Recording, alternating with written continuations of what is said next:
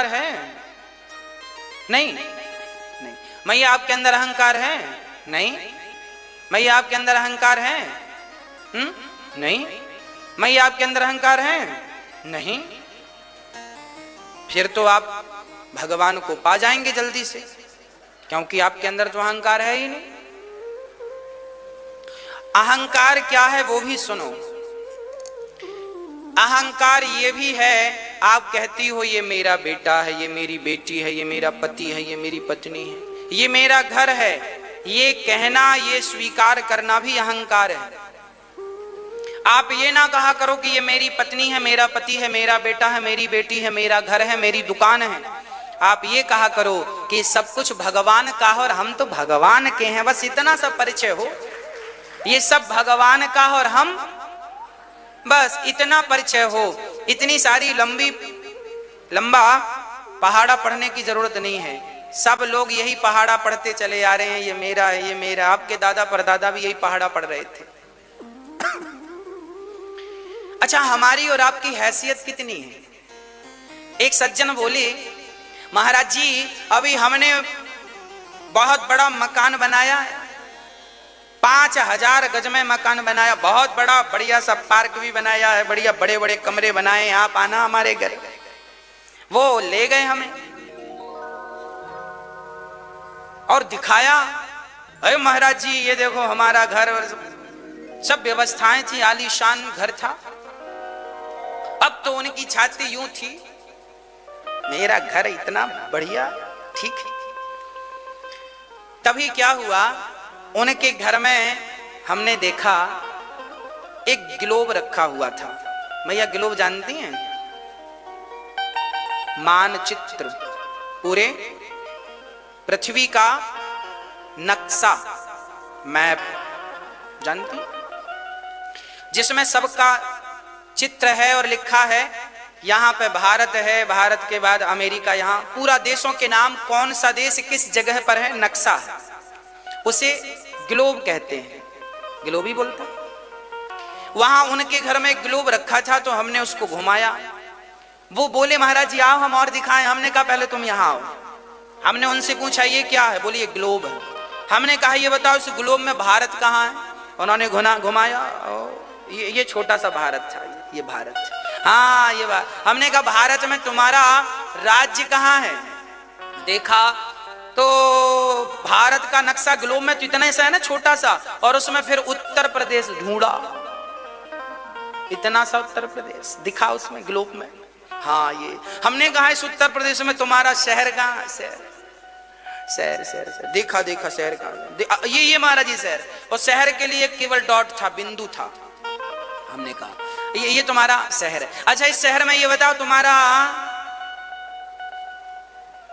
मोहल्ला, तुम्हारा नगर, तुम्हारी गली कहाँ है? अरे महाराज जी इसमें थोड़ी दिखेगा। हमने कहा आपने तो घर इतना बड़ा बनाया, इसमें तो दिखना चाहिए।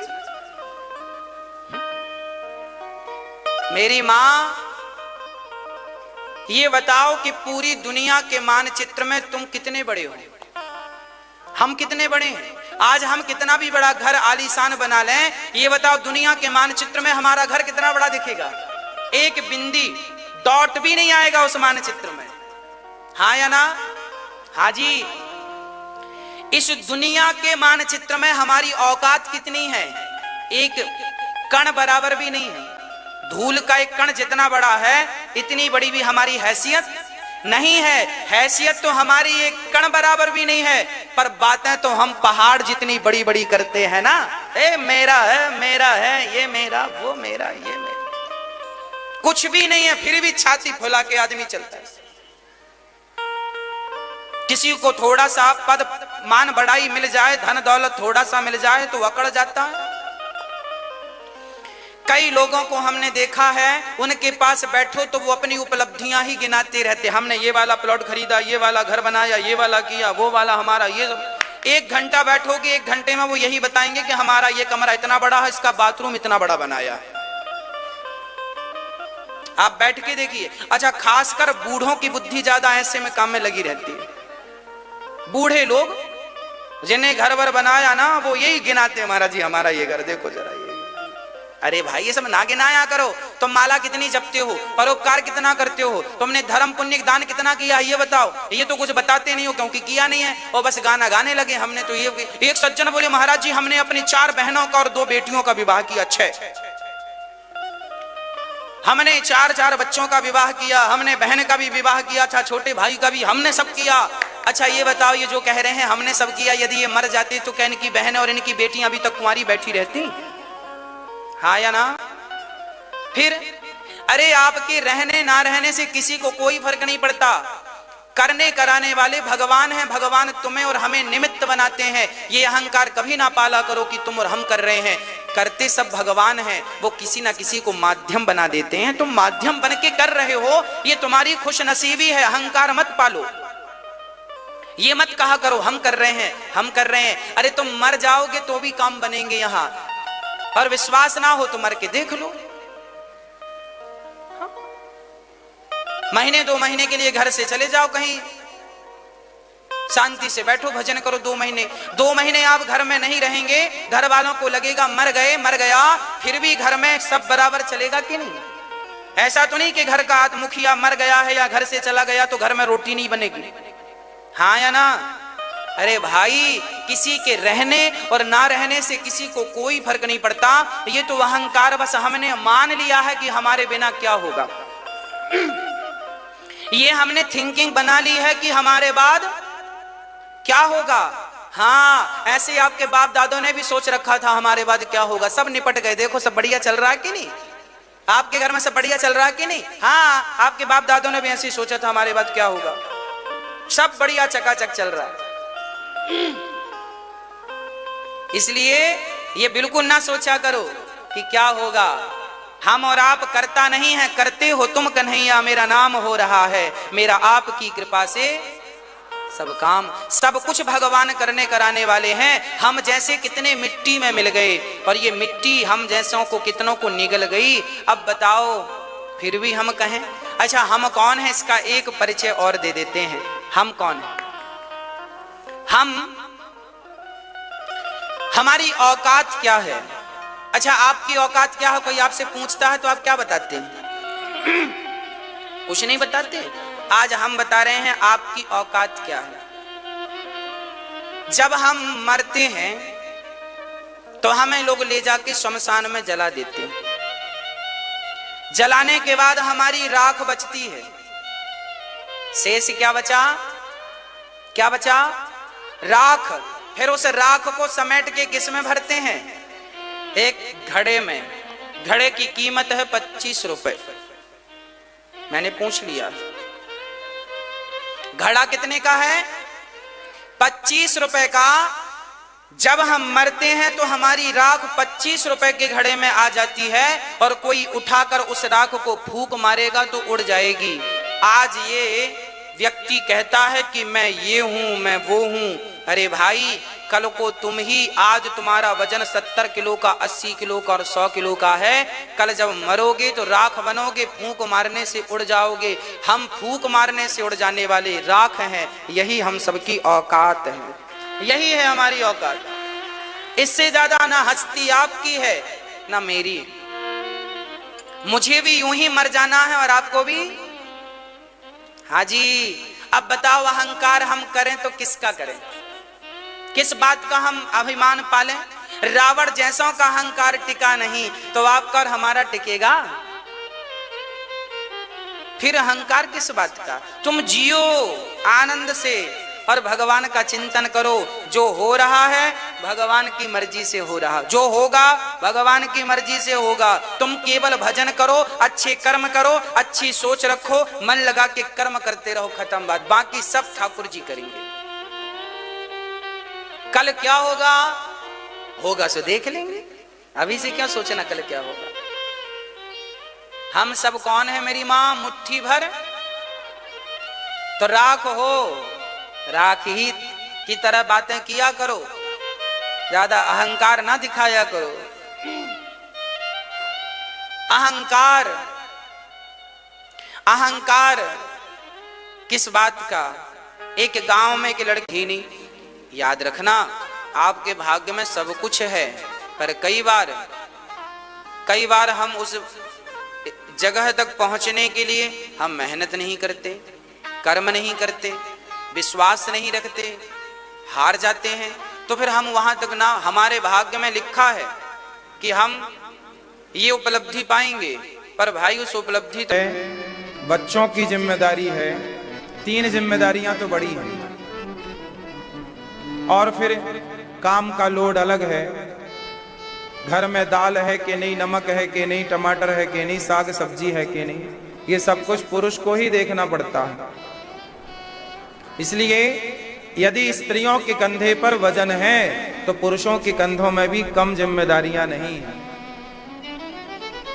जिम्मेदारियां ही जिंदगी है, इसलिए जिम्मेदारियां उठाओ और हंसते हंसते उठाओ, प्रसन्न चित्त से उठाओ, मुस्कुराते हुए उठाओ।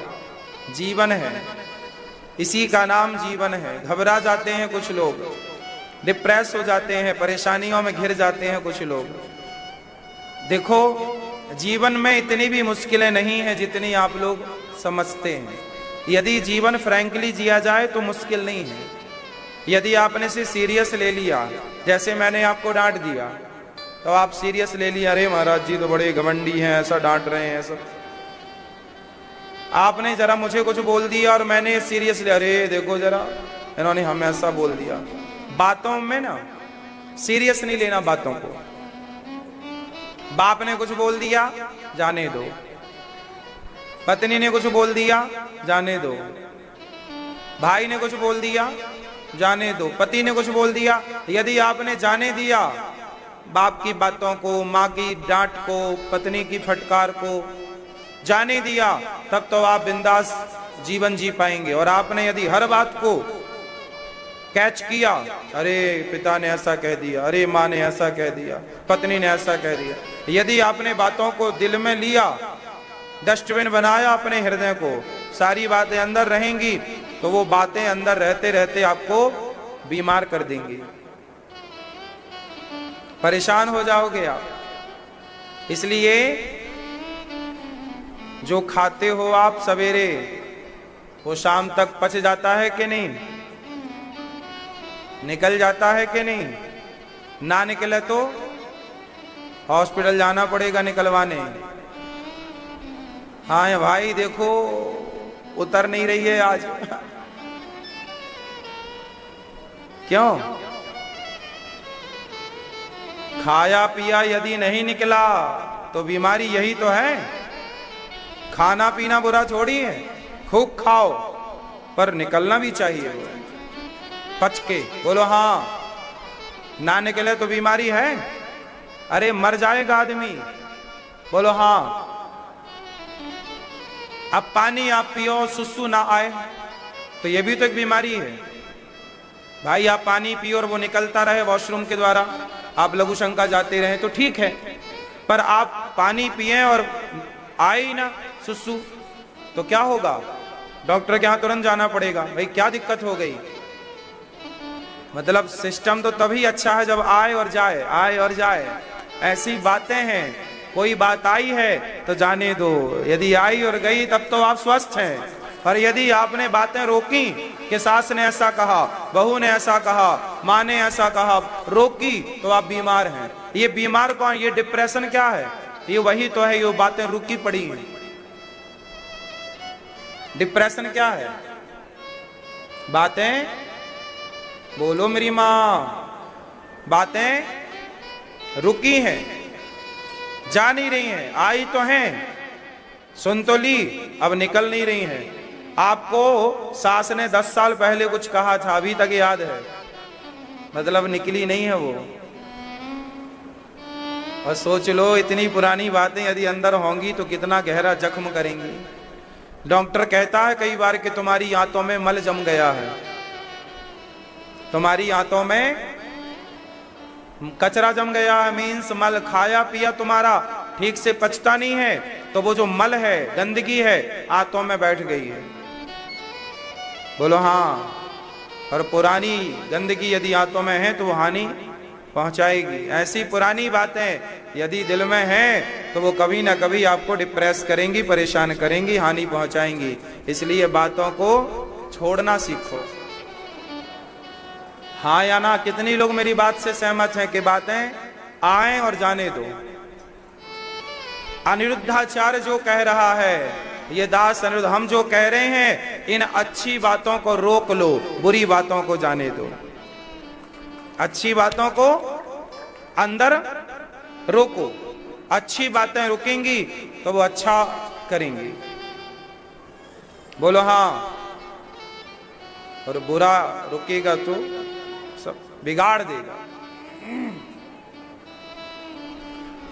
भगवान का जन्म हुआ और जन्म लेते ही भगवान मथुरा से वृंदावन गोकुल चले गए और गोकुल में भगवान का उत्सव हुआ। नंद के आनंद भयो, क्या भयो? आनंद। भगवान का अवतार किसके लिए हुआ? धर्म की स्थापना। इसलिए आप लोग अपने अपने धर्म का पालन करो। आप पुत्र हो, माँ बाप हैं आपके, सेवा करते हो, पांव दबाते हो, माँ के साथ बैठ के बातें करते हो। हाँ, थोड़ा जोर से, हमें अपनी माँ के साथ बैठ के बातें करते हो। तो फिर माँ से बातें नहीं करते आप? क्यों? छोटू, तुम अपनी माँ से बातें करते हो? क्या बात करते हो आप? अपनी माँ के पास बैठा करो, माँ से बातें किया करो, बचपन की याद किया करो, माँ को हंसाया करो, माँ के साथ कभी खेला करो। बड़े हो गए हो तो क्या हुआ? बचपन की बातें याद करो, हंसो, क्या पैसा लगता है? माँ, आजकल समस्या क्या है जानते हो? मेरे पास एक कनाडा से एक माँ का फोन आता रहता है। हर दूसरे तीसरे दिन मेरी माँ मेरे को फोन लगाती हैं, कनाडा में रहती हैं। वो मालूम मेरे से क्या कहती हैं? बेटा, जो मेरा बेटा है ना, वो मेरे साथ बात नहीं करता। मैं बोलती हूँ तो उठ के चला जाता है। तो मेरे से फोन लगाती हैं कि तुमसे बात करती हूँ तो ऐसा लगता है मैं बेटे से बात कर रही हूँ। मैंने कहा चलो, मैं किसी के काम तो आया। सोचिए कि आजकल की औलादें, अच्छा बुढ़ापे में ना जी करता है कि कोई हमारे साथ बैठे। ये बुढ़ापा में जब मैं जाऊंगा, आप जाओगे तो आपका भी करेगा मन। बुढ़ापे में ऐसा होता है। कहते ना, बच्चे बूढ़े एक समान। बच्चे कभी अकेले नहीं रह सकते। क्यों जी? बच्चों के साथ कोई ना कोई माँ हो, बाप हो। अच्छा, बच्चे ना माँ से क्या बोलते हैं? हमारे संग एक माँ आई मेरे पास अपने बेटे को लेकर, और माँ ने कहा कि महाराज, ये मेरा बेटा है, ये विदेश में कमाता है अच्छा खासा, लेकिन हम माँ बाप के लिए इसने विदेश का सारा बिजनेस व्यापार छोड़कर यहाँ कि मैं अपने माँ बाप की सेवा करता हुआ ही दो रोटी कमाऊंगा, और सबको छोड़ छाड़ करके केवल मेरी सेवा के लिए, हम बुढ़ा बुढ़ी की सेवा के लिए मेरा बेटा। सोचिए, वो विदेश में काम करता था पर माँ बाप की फिक्र थी, तो सब काम धाम छोड़ करके, और अब यहाँ भी तो काम मिलता ही है ना, भूखा आदमी कहीं नहीं रहता, तो वो यहाँ कमाता है और हमारी खूब सेवा करता है। मैं बहुत प्रसन्न हुआ कि चलो, मन से उस बेटे को प्रणाम किया कि चलो, आज के इस कलिकाल में भी ऐसे बेटे हैं, ऐसे अच्छे बच्चों के कारण ये धर्म टिका हुआ है, ऐसे अच्छे बेटों के कारण ये धर्म। अभी मैं खुश ही था अंदर से कि चलो बेटे अब सुधर रहे हैं, सही राह पर आ रहे हैं, पीढ़ी हमारी जाग रही है, कि तभी हमारी एक दूसरी मैया आ गई। वो मैया बोली कि हमारा बेटा विदेश में रहता है और बहू बिल्कुल नहीं चाहती कि हमारे सास ससुर हमारे पास रहें, तो बेटा बहू ने मना कर दिया है कि अब आप लोग अपनी व्यवस्था कर लो। मतलब बेटा बहू ने मना कर दिया है अपने माँ बाप को कि अब आप लोग अपनी व्यवस्था कर लो, हमारी उम्मीद मत करना कि हम तुम्हें पानी देंगे या हम तुम्हें आग देंगे।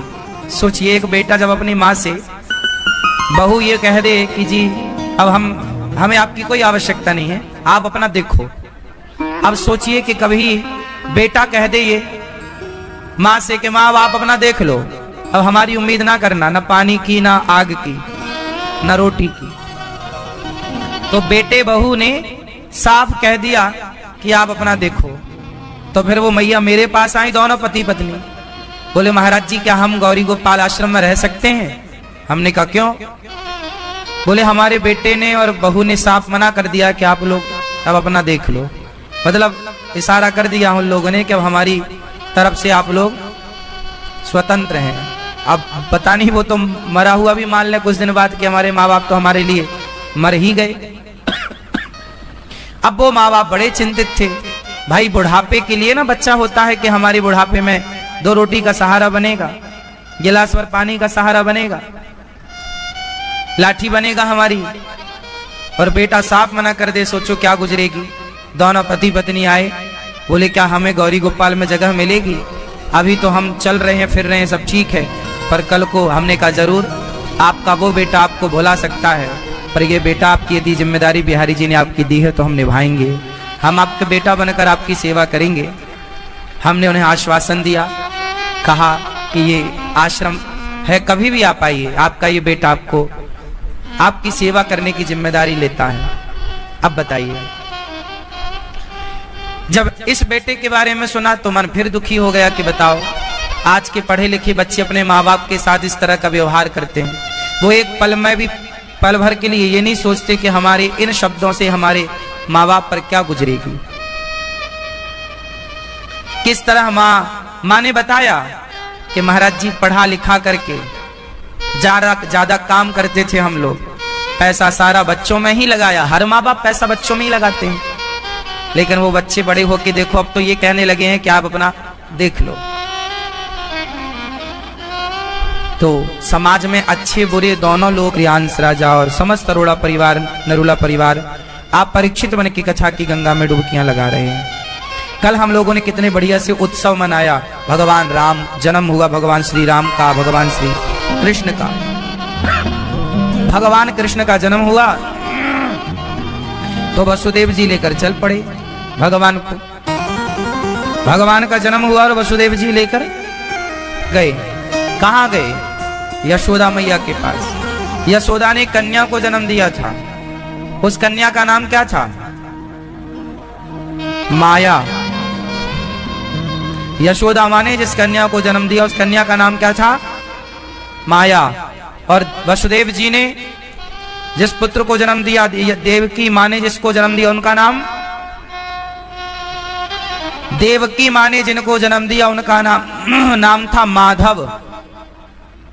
और यशोदा माँ ने जिनको जन्म दिया उनका नाम था माया। तो जो माधव की शरण में है उन्हें माया परेशान कभी नहीं करती, क्योंकि माया भगवान की बहन है। माया भगवान की कौन है? बहन है। वही माया 9 देवियों के रूप में पूजती है। ये जितनी भी नवरात्रि में हम 9 देवियों की पूजा करते हैं, प्रथमम शैलपुत्री, चतुर्थीयम ब्रह्मचारिणी, तृतीयम चंद्रघंटेति, कूष्मांडेति, चतुर्थकम, ये जितनी 9 देवियां हैं ये सारी देवियां कौन हैं? माता यशोदा की जो बेटी है माया, वही 9 रूपों में पूजती हैं, वही है ये। दुर्गा कौन है? माया। माया कौन है? यशोदा माँ की बेटी। अच्छा ये बताओ, जब वसुदेव जी कृष्ण को छोड़कर आए और कन्या को लेकर आए, कन्या को लेकर आए तो कन्या को कंस ने पत्थर पर पटकना चाहा, तो कन्या हाथ से छूटकर आकाश में गई और कितने भुजा वाली हो गई? अष्टभुजा वाली दुर्गा प्रकट हो गई कि नहीं? तो ये जो दुर्गा मैया है कौन है? यशोदा मैया की बेटी है ये। कंस ने जिसको पटका वो कन्या तो यशोदा की ही थी ना। तो अष्टभुजाधारी कौन है? फिर वो कन्या कहां चली गई? बताओ वो कन्या कहां चली गई? हाँ, कहां चली गई? विंध्याचल।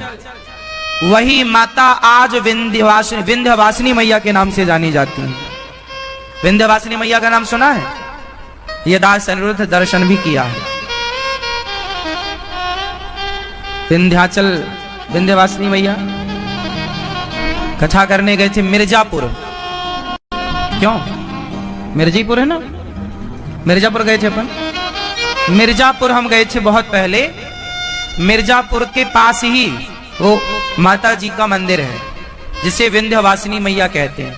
ये विंध्यवासिनी मैया वही हैं जो कंस के हाथ से छूटकर आकाश में गईं। कंस को कहा कि तुझे मारने वाला प्रकट हो चुका है, और फिर वो मैया सदा भक्तों पर कृपा वर्षाने के लिए विंध्याचल पर्वत पर आकर के विराजमान हो गई।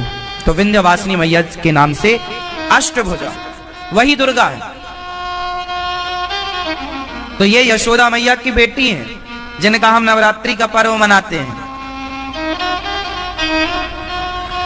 इन्हीं की 9 रूपों में पूजा होती है। इन्हीं के 9 रूपों में पूजा होती है।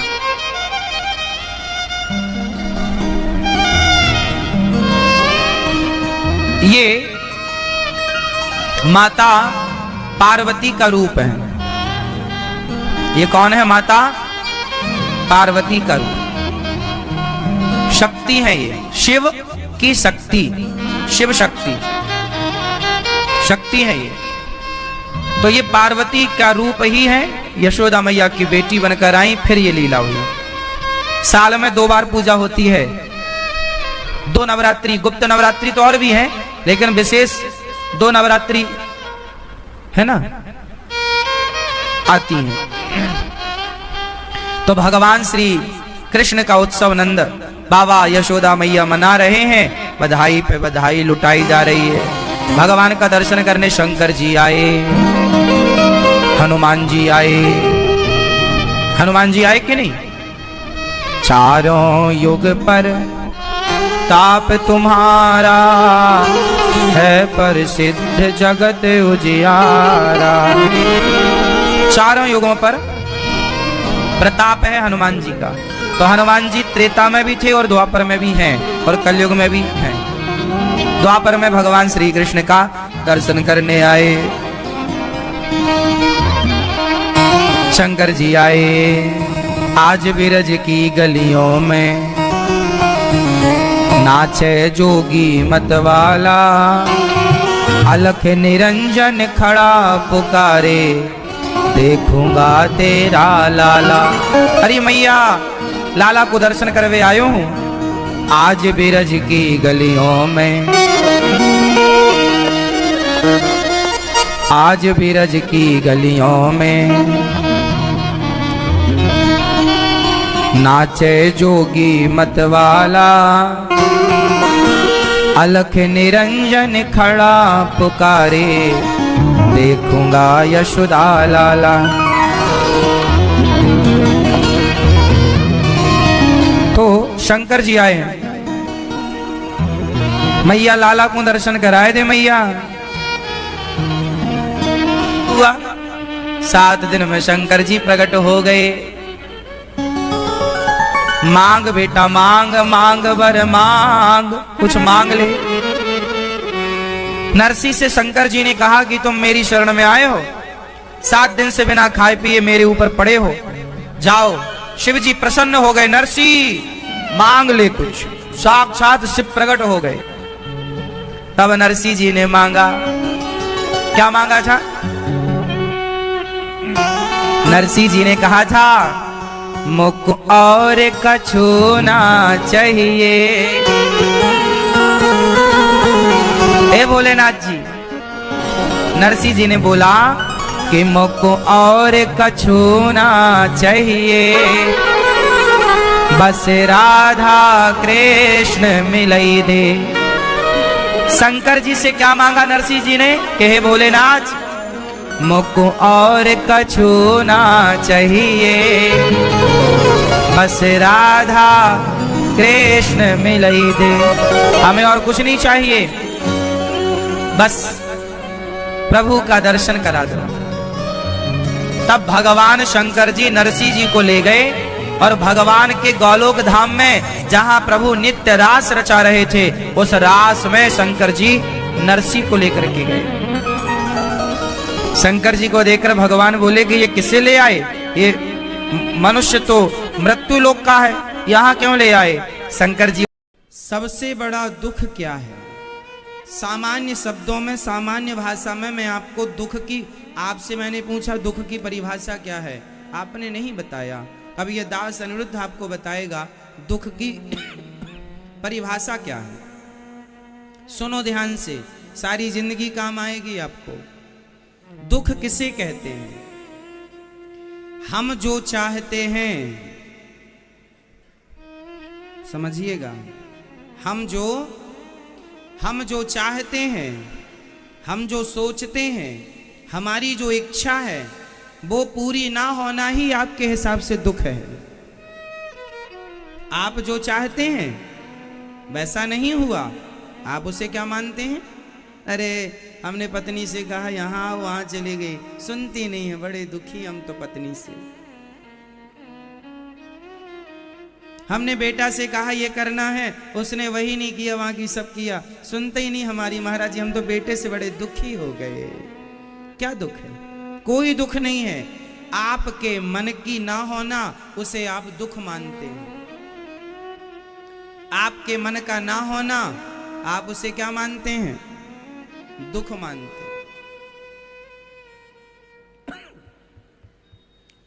आप कभी विचार करना, एकांत में आज शाम को बैठना और दुख पर मंथन करना। आप सबको एक प्रश्न पूछना है अपने आप से। सवाल पूछिए, क्या मैं दुखी हूं या फिर केवल दुखी हूं का गीत गा रहा हूं? क्यों मेरी मां? आप जितनी मेरी मां, बहन, बेटी, भाई लोग, पिता तुल्य बुजुर्ग बैठे हैं, आप कोई दुखी नहीं है। कोई दुख है ही नहीं आपके जीवन में, बस मान रखा है कि हम दुखी हैं। ये दुख है।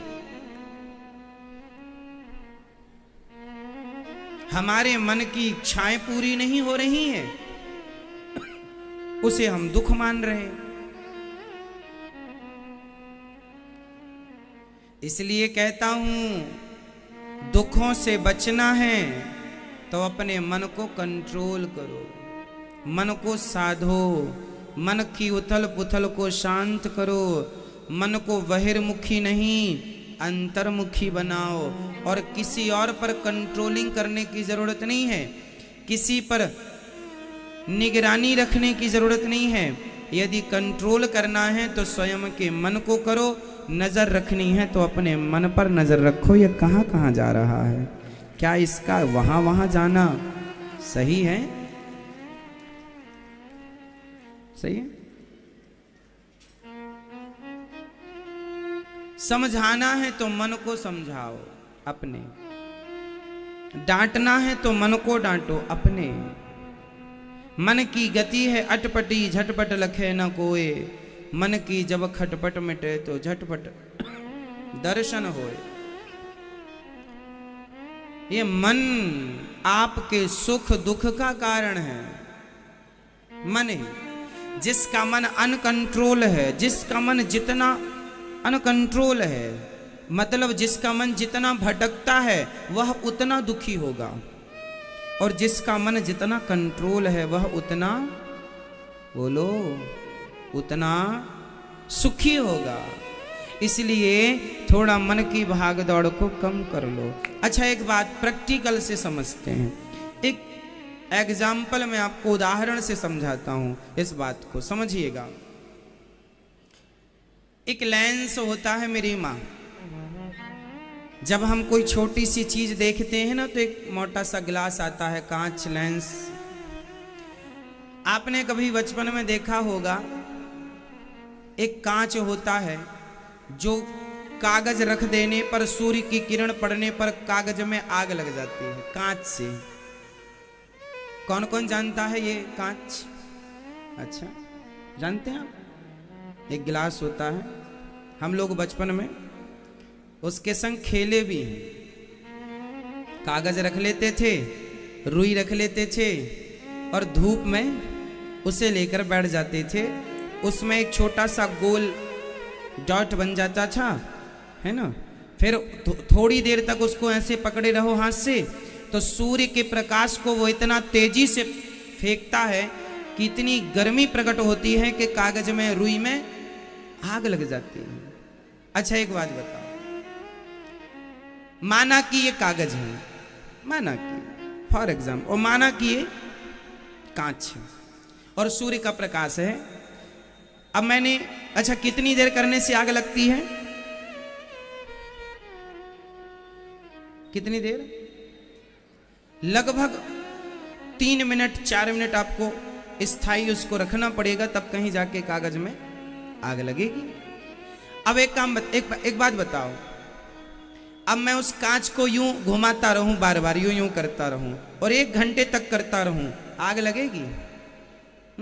आग लगेगी? नहीं। और स्थायी रखूंगा तो आग लग जाएगी। बस मेरी माँ, ये तुम्हारा मन ही यूं डोल रहा है। जिस दिन ये मन स्थायी हो गया ना, उस दिन आग लग जाएगी। और जब आग लग जाएगी तो अंदर जितने विषय वासना भरे पड़े हैं सब जल के खाक हो जाएंगे। इसलिए मन को वैसे ही स्थिर करना है जैसे कांच को स्थिर करने से उससे अग्नि प्रकट हो जाती है। मन को स्थिर कर लोगे ना तो भगवान वैसे ही प्रकट हो जाएंगे जैसे कांच के स्थिर से आग प्रकट हो गई। लेकिन चाहिए क्या? स्थिरता। क्या चाहिए? कंपन होता रहेगा, चंचल होगा, कांच हिलता रहेगा, कांच, उसका कोई प्रभाव नहीं। समझ रहे हैं? एक स्थिरता जरूरी है। बहुत समय गुजर गया आप लोगों का, अब थोड़ी सी स्थिरता ले आइए। आवश्यक है कि नहीं? बच्चे ज्यादा चंचल होते हैं, जबकि बच्चों से बूढ़े समझदार, क्योंकि मैच्योर हो गए हैं ना, अब बड़े हो गए हैं, समझदार हो गए हैं। बच्चे अभी छोटे छोटे, चंचल ज्यादा हैं। जैसे बच्चे ज्यादा चंचल हैं, उनसे ज्यादा समझदार उनके माई बाप हैं, माता पिता हैं। उनके माँ बाप से ज्यादा समझदार उनके दादा दादी हैं। क्यों? ये कैटेगरी है ना, बच्चे, फिर माता पिता, फिर दादा दादी। दादा दादी की उम्र ज्यादा है, वो बहुत ज्यादा समझदार हैं, उन्होंने पूरी दुनिया देखी है, पूरी जीवन का अनुभव उनके पास है, इसलिए वो ज्यादा शांत होते हैं। लेकिन एक बात और है कि आप बहुत शांत हो सकते हैं यदि आप साधना कर लें, मन की एकाग्रता, यदि मन को एकाग्र, सारी फसाद की जड़ मन है। सारे फसाद की जड़ क्या है? जोर से और जोर से। आपके दुख का कारण क्या है? मन की चंचलता ही आपको दुख देती है। ये मिल जाता, ये कर लेती, ये हो जाता, ऐसा कर लेते, ऐसा होता तो ऐसा हो जाता। ये सारी चीजें मन को चंचल करती हैं, इच्छाओं की ओर दौड़ाती हैं। मन इनकी इच्छाएं पूरी करने में लगा, लेकिन जीवन पूरा हो गया, बुढ़ा हो गया, मर गया, इच्छाएं पूरी नहीं हो पाई। आप लोग क्या कर रहे हैं? आप लोग क्या कर रहे हैं? आप सब लोग अपनी अपनी इच्छाएं ही तो पूरी कर रहे हैं। क्यों? क्या कर रहे हैं आप लोग? इच्छाएं पूरी कर रहे हैं। आप वही करते हैं जो आपकी इच्छा होती है। आप ये नहीं देखते कि ये सही है या गलत ना, सही गलत से आपको लेना देना नहीं है। आपकी जो इच्छा होती है आप वो कर डालते हैं, कर लेते हैं। परिणाम बाद में आएगा तब देखेंगे, परिणाम बाद में आएगा, परिणाम बाद में देखेंगे।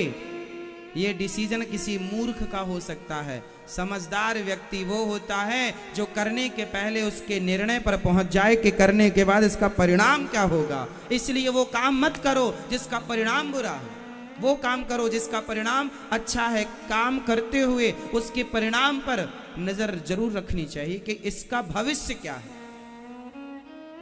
आज ऐसा करेंगे तो कल कैसा होगा।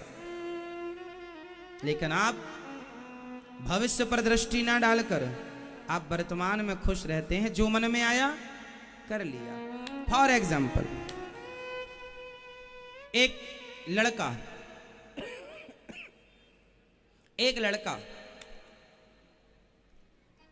एक रास्ते चलती एक लड़की को उसने देखा, उसका मन बोला, उसके मन ने कहा इसे पकड़ लो, इसके साथ जबरदस्ती करो। उसने उसे पकड़ लिया, उसने उसके साथ जबरदस्ती की, और जब जबरदस्ती की तो लड़की ने चिल्लाकर लोगों को बुलाया, पुलिस को बुलाया, उसको जेल हो गई, जेल की सलाखों के पीछे। अब बताइए, उस लड़के ने वही किया जो उसके दिल ने कहा, मन ने कहा।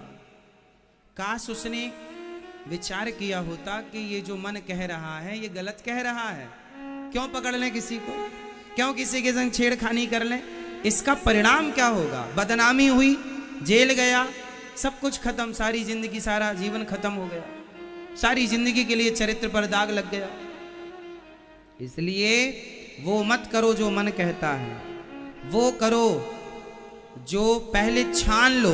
हम पानी पीते हैं, छान लेते हैं, लगभग सबके घर में आजकल आरओ लगा हुआ है, पानी को आप फिल्टर करते हैं तब पानी पीते हैं, पानी पीते हैं तो छान कर। उसी तरह मन जो कहता है पहले उसे विवेक की, ज्ञान की चलनी में छान लो कि ये करना सही होगा या गलत होगा। दूरगामी परिणाम पर नजर डाल लो कि इसके परिणाम क्या होंगे। बात समझ में आ रही है? जो मन में आया वो कर लिया। ये वो लोग करते हैं जो दो कौड़ी के लोग होते हैं।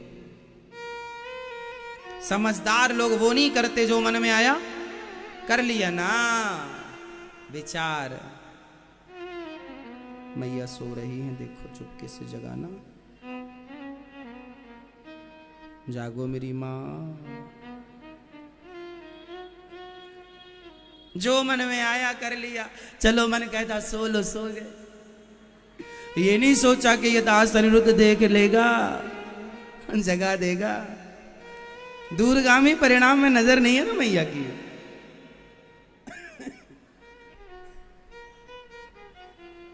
सोना मना है तो हमें हमेशा विचार, बिना विचारे जो करें, चलो मेरे संग बोलो, ये याद है आपको? बिना विचारे जो करें सो पाछे पछताएं, काम बिगाड़े आपनो और जग में होत हंसाएं। इसलिए बिना विचारे जो करो पहले विचार करो। और आप ये याद रखो कि आप दुखी नहीं हैं। आज से आप ये गाना कभी नहीं गाएंगे कि मैं दुखी हूं। आज से आप ये गाना गाएंगे, रामचरितमानस में लिखा है, ईश्वर अंश जीव अविनाशी, चेतन अमल सहज सुख राशि।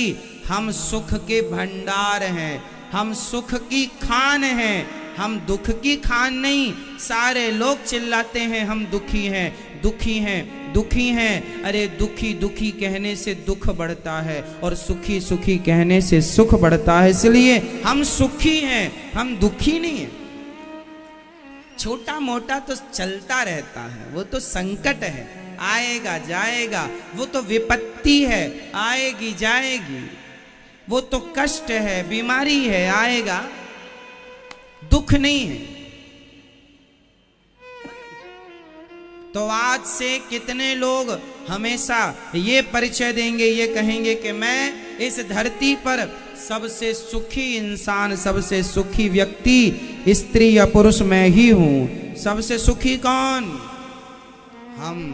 हम सबसे, इस संसार में सबसे सुखी कौन है? हम सुखी हैं, हम सुखी हैं। बताइए हम सुखी हैं या नहीं? हाँ या ना? हैं। लेकिन आपने सुखी को क्या बना रखा है? आपने अपने पड़ोसियों को कई बार देखा होगा। कुछ पड़ोसी ऐसे होते हैं, उन्हें देखकर लगता है, वो कुछ लोग होते हैं समाज में जो रोते ही रहते हैं। उनके पास कुछ भी आ जाए, कितना भी मिल जाए, पर उनका रोना नहीं जाता। बोलो हाँ या रोती रहते हैं। सब कुछ मिल गया, सब कुछ हो गया, फिर भी रोना है। एक बात बताएं, या आप हंस सकते हैं या आप रो सकते हैं। हंसेंगे तो भी गुजारा है और रोएंगे तो भी गुजारा है। अब निर्णय आपको लेना है कि हंस करके जिंदगी गुजारनी है या रो करके जिंदगी गुजारनी है। क्यों ना मुस्कुराकर जिंदगी गुजारी जाए और क्यों ना सुखी रहा जाए। बहुत सुखी है, हमारे पास भगवान ने सब कुछ दे रखा है। संतोष है तो सब कुछ है, संतोष नहीं है तो सोने की लंका होगी, फिर भी आप रोते रहेंगे। क्यों मेरी माँ, आपके जीवन में दुख है? अभी तो कह रही थी है। देखो 5-10 मिनट में ही आप लोगों का दुख गायब हो गया। तो ये भागवत ही है जो आपको सदा के लिए सुखी बना सकती है। ये भागवत। अब आपसे कोई पूछेगा आप दुखी हैं, आप नहीं कहेंगे, आप कहेंगे हम सुखी हैं। बेटा नहीं सुनता, बहू नहीं सुनती, ये तो सब नहीं ही सुनेंगे साहब। ये तो राम की नहीं सुने ये तो राम की ना सुने। बताओ, कैकई मां दशरथ जी जैसे पति की ना सुनी? सुनी तो पत्नी सुनेगी, जैसी है वैसी स्वीकार कर लो साहब। ना सुनने वाली है वैसे ही रखो। अब पति जैसा है वैसे ही रखो, अब बदल नहीं सकती। क्यों मेरी मां? बबूल आम नहीं हो सकता और आम बबूल नहीं हो सकता। कुछ लोग बदल जाते हैं, कुछ लोग सुधर जाते हैं, पर कुछ लोग हैं जिनका व्यवहार सारी जिंदगी लाख बार समझाने पर भी नहीं सुधरता। अब वो नहीं सुधरेंगे, उनके संग रहने की आप ही आदत बना लो। क्यों? सही। कुछ लोग नहीं बदलते, कुछ लोग बदल जाते हैं। जो बदल जाए बदल लो, नहीं बदले तो फिर उनकी तरह आप रहो और सदा सदा सदा मुस्कुराते रहो, सदा खुश रहो। ये दुआ है हमारी। सदा सुखी रहना चाहिए। खुश रहने का कोई विकल्प नहीं ढूंढना चाहिए, वो आएगा तब सुखी रहेंगे, ये होगा। अरे खुश रह लो, बिंदास प्रसन्न रहा करो। क्यों जी, आप दुखी हैं? अभी तो कह रहे थे दुखी है। टेंशन रहती है, भागवत सुनने से सब हल्का हो जाएगा, निश्चिंत रहो। और कल की ज्यादा चिंता नहीं की, कल की प्लानिंग करनी चाहिए, कल की चिंता नहीं करनी चाहिए। भविष्य की क्या करनी चाहिए? जोर से, भविष्य की क्या करनी चाहिए? प्लानिंग। आप क्या करते हैं? चिंता। भविष्य की प्लानिंग करो, चिंता मत करो। आप प्लानिंग कम करते हैं, उल्टा करते हैं आप, हर काम उल्टा। प्लानिंग करो कल की, कैसे करना है, क्या करना है, कब करना है। प्लानिंग कल की करो, प्लानिंग हो, चिंता ना हो। चिंता चिता की तरह है,